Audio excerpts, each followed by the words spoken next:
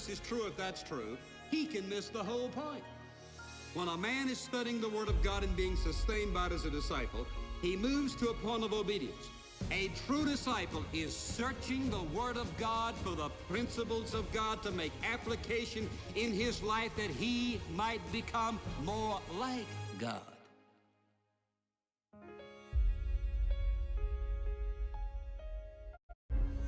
A man who's simply studying the Scriptures to find out if this is true, if that's true, he can miss the whole point. When a man is studying the Word of God and being sustained by it as a disciple, he moves to a point of obedience. A true disciple is searching the Word of God for the principles of God to make application in his life that he might become more like God.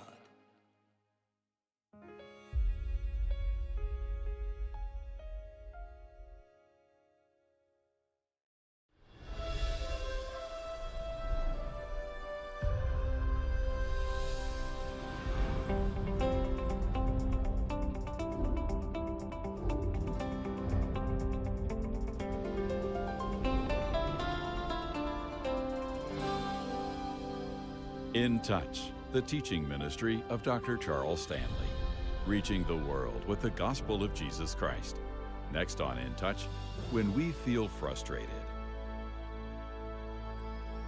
Sometimes, without warning, you and I find ourselves stepping into a valley we didn't ask for, and we can't do anything about. And oftentimes, the instant response within us is frustration, something we cannot control, something we cannot change, something we can do absolutely nothing about. And I want to say to you today that walking in that valley oftentimes is a very frustrating situation. And sometimes we walk in it a long time, and then all of a sudden something happens. And I want to say to you today, before I preach this message, that I know what it means to be frustrated. I know what it means to feel helpless and not knowing which way to turn next. And then I can tell you today that something can happen in your heart that quietens your spirit, gives you a peace that passes all human understanding, gives you a joy that is absolutely unspeakable, and you wonder how God can make your heart so peaceful when your circumstances have not changed. That is the grace of God. And I want to tell you something else. In the midst of those times of frustration and anxiety we go through, one of God's primary goals is to unveil just how loving and sweet and kind and gentle and faithful and reliable and dependable He is. And I can say to you today that somewhere back yonder months ago, all that frustration left me.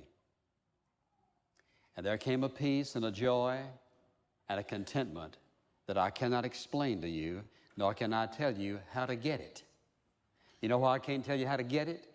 Because it's something that God gives.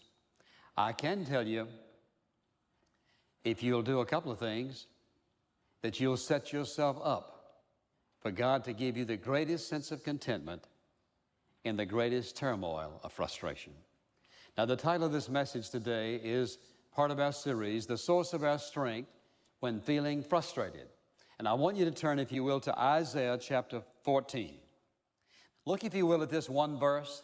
He says in verse 27, "For the Lord of hosts has planned, who can frustrate it?" That is, who can frustrate His plans? "And as for His stretched out hand, who can turn it back?" So I want you to think about this for a moment. Who can move sovereignty? He is a sovereign God who's in absolute control of all things. Who can move Him, shove Him, push Him? Who can pull Him and knock Him around? If you are one of those believers who thinks and feels that you're a victim of the circumstances of other people or your circumstances, then you're going to live in frustration all your life, not knowing how to respond and what to do. But once you come to grips with who God really and truly is and begin to relate to Him on the basis of who He is, not maybe some erroneous thinking about Him, you'll be amazed at what happens to your life. Now, when I think about frustration, I used to think about it the way most people do till I began to realize there's a different way to think about frustration. And let me explain what it is, first of all. Frustration is that feeling that I'm being hindered. There's a barrier between me and what I want to accomplish or achieve, where I want to get, where I want to go to, something I want to accomplish over here. It may be in a relationship with someone. It may be something in your business. It may be something mechanical. In fact, you can feel frustrated about machinery, about persons, about your pet dog who won't come and you keep on calling him. Or you can feel frustrated about lots of things. But frustration says, something is holding me back. Something's clipped my wings. I can't do what I want to do. And so we want to do it.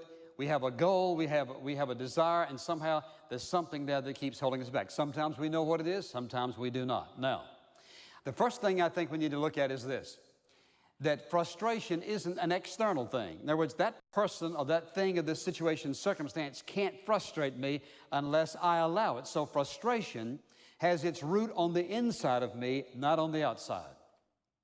It is not something on the outside. Now, normally, we want to look for somebody to blame, some circumstance that we want to change, if out of this or if out of that. If that would change, he would change, she would change, this would change. If I had this, that, if this hadn't happened, if I felt this way, if I had good health. We can all think of a lot of things in life that we would like to change.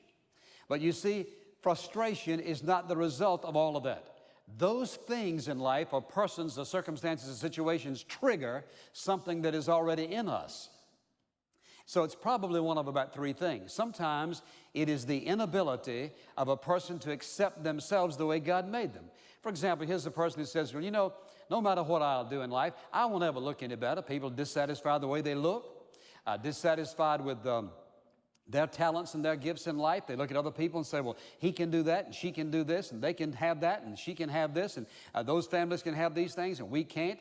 This is just my lot in life. I don't like it. And so they live in a state of frustration that somehow in life, God's dealt them a bad deal, and either he forgot something or he missed out. He doesn't love them as much. And so they just live with this. Friend, God never intended you to live with that kind of frustration. He doesn't make any mistakes. He doesn't do everything the way you and I would do it. He doesn't do everything the way what we want him to do. But there is a level of frustration because I don't like my circumstance and I don't like the way I am. Well, there's a second reason I think there's a root cause of it, and that is the reluctance to deal with things in the past. And I think in many people's lives, one of the primary sources, root causes of their level of frustration, whether it's low, medium, or high level of frustration, is they won't deal with things in the past. It may be something back in their childhood. It may be some mistake that they made, some sin that they committed, some real error in judgment that brought about a lot of heartache and suffering and pain. And so what happens is they just haven't faced up with it. And so they want to run from it. And so they're running all of their life, trying to run from something that happened years and years ago. Instead of dealing with it, they keep on running from it. Or maybe they can't even identify what it is. They just know that something back yonder is not right. And sometimes it's some parental relationship. Sometimes it's someone having to deal with a suicide of a friend, as we mentioned before. There are lots of things back there. So some people run, they ignore them, they deny them, they live in a state of denial. They just refuse to face it. Everybody else is wrong. There's something wrong with everybody else, but not me, of course. And so instead of facing up to something back there that has made a real indelible impression upon them, instead of facing up to it, they just sort of live with it. And so the easiest thing to do is to blame him, her, it, to blame circumstance, if I had this, if I had that. Instead of dealing with the past, that's what they do. Well, that doesn't work either. A third root cause of frustration is our refusal to deal with what we know is not the will of God for our life at the present time. It's one thing to be frustrated over how we think God made us, about what's happened in the past, but what are the present thing?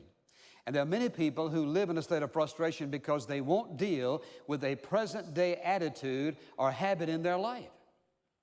You see, if a person is bitter or resentful or hostile or unforgiving, it doesn't make any difference what you do. You will never, never, never escape frustration. Because first of all, God's not going to allow you to do it. And secondly, a bitter spirit, resentful hostility and anger an unchristlike spirit, an ungodly spirit towards someone else is going to create frustration because you're always having to do what? Defend yourself, prove that they're wrong, you're right, they're wrong, you're right, they're wrong, you're right, they're wrong every time you see them. Or if it's some situation, or maybe geographically, whatever it might be. And so people do all kinds of things. And here's what's happening. There are multitudes of people who sit in church Sunday after Sunday, who come to church uptight, who stay there uptight, who leave uptight, who go home and live all week long uptight and come back next week uptight. They've heard the gospel. They say, yes, I do believe. Yes, oh, I believe the Bible from cover to cover. I even believe the maps. I believe it all. I believe every part of it. And yet, what are they doing? They're living just like this. They're frustrated with life. Well, what would you change? Well, I'd change several things. Well, like what?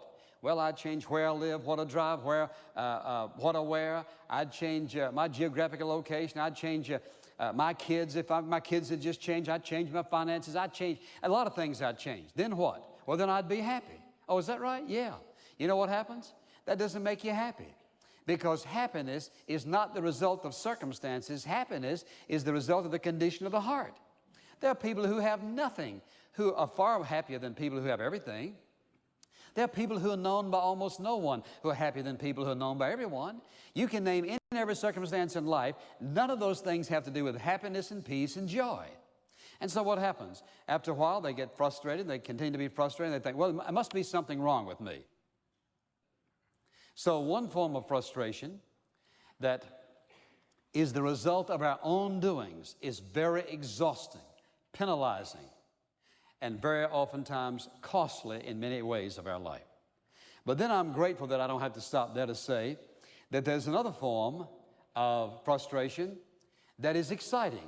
You say, well, how in the world can anything that treats you like that be exciting? Well, just listen, because there is a form of it that is exciting. I want you to look back at this 27th verse for a moment. I just want us to read it again, and I want us to read it several times, but look at this. He says, for the Lord of hosts has planned, and who can frustrate it? And as for his stretched out hand, who can turn it back? Now, what he's referring to in this passage is the Assyrians were going to attack Israel, and they, later on in this book, surrounded the city of Jerusalem. And I mean, they absolutely didn't have a ghost of a chance of survival. Next morning, Israelites woke up. What happened? Thousands and thousands and thousands and thousands of dead Assyrians. God took care of them during the night. What does he say in this passage? The Lord of hosts has planned, who can frustrate it? And as for his stretched out hand, he says, who can turn it back? Now, there are periods of frustration in our life that have nothing to do with sin or mistakes necessarily. And so there's a difference in that kind of frustration and the kind we've been talking about. And here's what you'll discover when you notice that. First of all, it'll be a frustration that you don't feel driven to prove something. You're not blaming someone. You can't put your finger on a circumstance that you really think if I change that, everything will be different. And so that frustration oftentimes comes instantly without any warning. Sometimes it comes as a process over a period of time. And somehow you cannot identify its cause. You see, most of the time when it's something that's a result of something inside of us that's going on that we are responsible for, man, we got a whole lot of things we can put our finger on. But when it's God's frustration, you can't put your finger on it. You look around and you say, well, no, it's not that. It's not him. It's not her. It's not them. It's not these things. It's not what I don't have. It's not what I have. And what you discover is this. Once you make the move that God has in mind for you, what happens is the frustration's over. It's gone. It just disappears. Now, what we have to ask is this, and that is, what is God's purpose? Why would he frustrate us? That is, why would he suddenly put up a little barrier, won't let us move? Why does he sort of stop us? Why will he not let things keep moving? Because he's got something in mind. Now, one of his primary purposes is to bring us to a deeper relationship with him and our character. So what does he do? He begins this frustration. Let me explain sort of a little bit how it works, and then we'll talk about some examples of it. There's this sense of restlessness. that comes. And you feel a little frustrated. Well, I don't know what's going on. You can't put your finger on it. As I say, you can't blame, nothing. You can't identify. And so you think, what's going on? One of the purposes that God begins to bring about frustration and this restlessness within us, He wants to get our attention about something, about our life. It's probably something that you and I never thought about, never considered, never gave it any thought. And so we think, well, I must be sick. Give me a couple of buffering. Do something. And what it is a restlessness that you can't put your finger on. You just feel it. Now, if you're one of those persons who runs to the prescription bottle every time you have a bad feeling, you're going to be in real trouble. And the trouble is you're going to miss God. Because oftentimes He sends restlessness to bring us to focus. Now listen, think about this now. If it is something that you and I have not thought about, most of the time, God doesn't say, there it is. But He brings this restlessness, this sense of frustration. God, what's happening? Little by little, He begins to move us in His direction. And it is a time, it is a process that goes on within us. Now, if I'm unwilling, or if I don't realize how God operates, I will find some reason to run or to ignore or to misinterpret what's happening. And I'll give credit to my physical body or to someone else or something. I'll find something to blame it on. But what I want you to see is that some frustration is divinely sent. And His purpose is to deal with an area we have not thought about dealing with before. And so it takes time to listen. Well, I remember the first time this ever became a reality to me, my wife and I finished 2 years of seminary. We're finishing up the second year, and we were going to Fresno, California to preach, and I was going to preach that summer, and she was going to sing. That was going to give us some experience, and I'd never been a pastor except one summer, and so she was going to lead the choir in this little church. They didn't have a pastor, and so we were just going to go out there and fill in for 3 months. Man, we had it all worked out, and everything was just fine. I can remember just like it were today. Saturday morning, I got up early that morning, began to pray, and all of a sudden, with no warning, I remember how frustrated I felt. I thought, what's going on? It's like I was churning. Nothing was wrong. School was about out. Grades were fine. She was doing fine. Our relationship was absolutely wonderful, blissful. I thought, what's going on, God? I couldn't find anything to blame anything on. I thought, uh-oh, what's going on? So when she finally got up and I said, I want us to pray. Something's not right. She said, well, what is it? I said, well, I don't know. We hadn't been married very long, and so when I'd come up with something like that, she didn't quite understand that. So I said, I don't know what it is, but I'm telling you, we got to find out.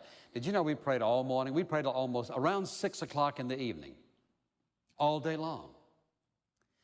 About that time, we concluded those were our plans. They weren't God's plans.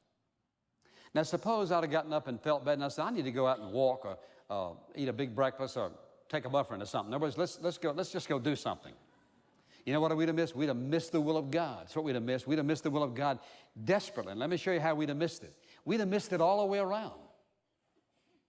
Because surprisingly to us, and it was such a wonderful thing that then we had to fight, God, you couldn't be saying this. That sounds too good and too easy. That was me. We ended up spending 3 months up at Lake Lure in North Carolina, taking it easy. If you can imagine that, you say, well, that doesn't sound very spiritual. I know it doesn't. But you see, that's the flesh. That's where God wanted us. Because about the last week we were up there, out in the lake fishing, this man came down. He said, call me. He says, your name Charles Stanley? I said, yeah. He said, you're a seminary student? I said, yeah. He said, well, I want to talk to you. He came over. He said, Pastor's going to be gone 2 weeks. Will you preach in a church? I said, well, sure. So to make a long story short, I preached up there. They called me. I was pastor of that church and taught in the Bible Institute. But suppose we'd have said, no, we're going to Fresno. No matter what, that's what God said. We're going. I'd have been out of the will of God. And I can look back and see how, step by step in my life, began. If I'd have made that mistake, I would never have gotten to Fruitland. I'd have never have gotten to these places I've been in life. For the simple reason, it wouldn't have worked out that way. The person I would never have met, who finally brought me to Miami, Bartow, all those places. It was the fact that God frustrated me so badly that morning, I couldn't do a thing but stay on my face till I found out what he was talking about. Now, you say, well, I'm not a pastor. It has nothing to do with being a pastor. It has to do with what is the will of God for your life. Listen, he loves you just as much as he loves me, and he's just as interested in your job, in your family, in your work, in your children, and your things, and your goals, and your ideals in life as he is me or anyone else. All he wants is when he starts rustling up your nest and getting you frustrated, instead of blaming, looking somewhere else, first of all, look inside and ask God, is there something he wants to deal with? And secondly, look to him and say, Lord, you trying to say something to me? Listen, at least give him a chance. Don't go running off somewhere or blaming someone else or trying to change your circumstance. It may be that God is just loving you. And you see, every single time God has ever moved my life in either what I believe or where I was, it has always been to my great, great, great benefit. You know why? Because he's a loving Father. He's not going to act any other way than love. That's the only way God knows how to act. You say, what about his wrath? Even in his wrath, what is he doing? He's expressing love. Because if he didn't condemn and judge sin, all of us would be so reckless we wouldn't be fit to live with. And so what does he do? That's an expression of his love. It's a warning to us. And so when you think about how he works, and he says in this passage, the Lord of hosts is planned, who can frustrate it? His outstretched hand, who can turn it back? Listen to me. God is so in control of your life and my life. We don't have to worry about we don't have to worry about what people do to us or circumstances. We belong to him. If we're listening to him and he sends these frustrations into our life, don't look to somebody to blame. Look to him and say, God, are you trying to say something to me? Do you want to change something about my thinking, my attitude, my actions, my habits? Do you want to change where I am, what I'm doing? Do you want to change my major? Do you want to change my occupation? Do you want to change my vocation?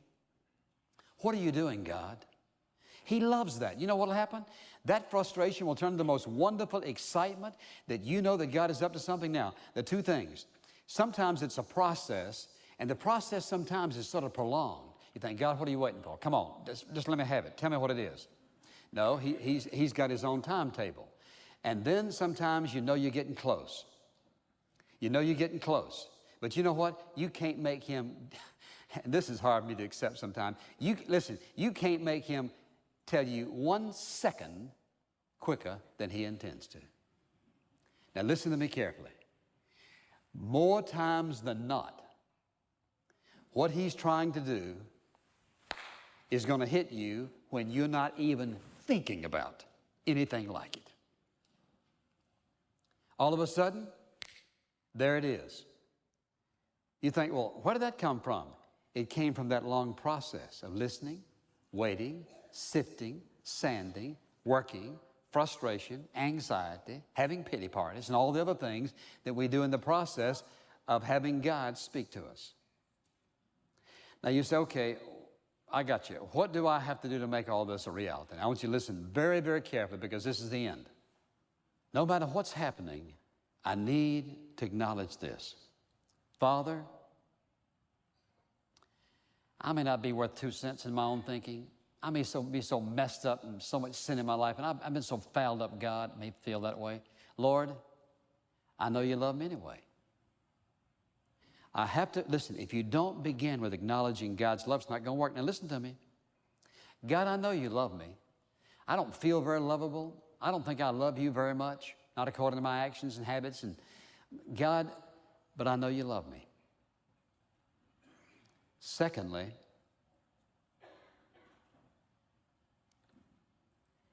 I'm going to trust you. Now listen to this. He's a sovereign God, has all power. He knows all of my weaknesses and frailties. He knows exactly where he wants to get me and how to get me there. I don't understand what's going on, God. If it's something you're changing about me, something you want to change direction, I'm going to trust you. I'm going to have to trust you. I can't do this for myself.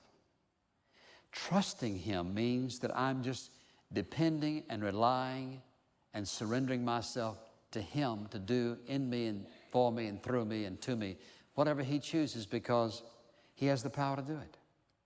He can change anything about me He wants to change. He can put me somewhere I can never put myself. That's why I don't ever underestimate God. Don't say, oh, I could never do that. Don't underestimate Him. You know what it is? It's coming to the conclusion that this wonderful, loving Father loves you and me with all of His heart. And secondly, all He wants me to do is to trust Him. And if I trust Him, I'll just surrender my life to Him and just say, Lord, here I am. You just do whatever you want to do. Now listen to me. I don't care what you're going through. I don't care how deep, dark, frustrating, how much turmoil, heartache, suffering. I don't care what you're going through. I can tell you with all of my heart, once you acknowledge His wonderful fatherly love for you, and you say, Lord, because I know You're a wonderful, loving Father who's always doing the right thing, the good thing, I'm just going to trust You. Here's what happens. The frustration disappears. The peace rolls in. The quietness of your spirit overwhelms you. There is a joy. There is a sense of contentment. There's a sense of absolute peace, because you know what? You know that God is going to shelter you in every storm. He's going to be your shield from every attack. He's going to be your wisdom for all decisions. He's going to be everything you need, no matter what. And in His wisdom, He knows what He needs to change. And so if I just say, you're free to change anything about me you want to change, I can tell you this with all of my heart. I wish I knew how to tell you. You wouldn't swap the change for anything you have ever done for yourself. That's the kind of God He is. So all frustration is not bad. The key is that I look to Him, trust Him, and surrender to His will and His way, and whatever He sends, and know in my heart it's going to turn out for my good, no matter what. You know why? Because who can frustrate God? Nobody.